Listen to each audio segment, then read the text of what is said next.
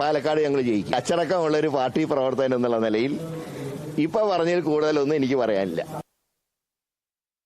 സന്ദീപ് വാര്യർ കോൺഗ്രസിൽ തന്നെയാണ് എത്തേണ്ടതെന്ന് മന്ത്രി മുഹമ്മദ് റിയാസിന്റെ പരിഹാസം. ബി.ജെ.പിയെ ക്ഷീണിപ്പിക്കുന്ന തീരുമാനം എന്ന നിലയിൽ സന്ദീപ് വാര്യർ ബി.ജെ.പി വിട്ടതിനെ സ്വാഗതം ചെയ്യുന്നു.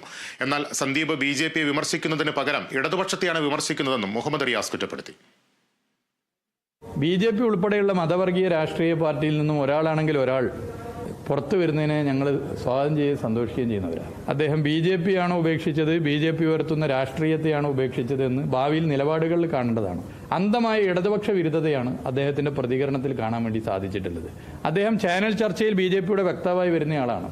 ചാനൽ ചർച്ചയിൽ എന്തൊക്കെയാണോ അന്ന് പറഞ്ഞത് അതിൽ നിന്നും വലിയ മാറ്റമൊന്നും ഇല്ലാതെ പറയാൻ പറ്റും കോൺഗ്രസിന്റെ വക്താവായി മുന്നോട്ട് പോയാൽ.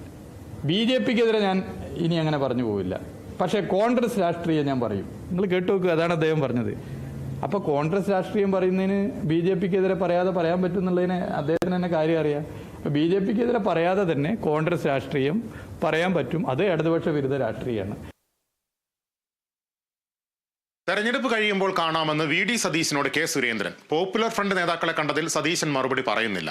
പാലക്കാട് പരാജയം ഉറപ്പായപ്പോൾ UDF ഭീകരശക്തികളെ കൂട്ടുപിടിക്കുകയാണെന്നും സുരേന്ദ്രൻ പാലക്കാട് പറഞ്ഞു.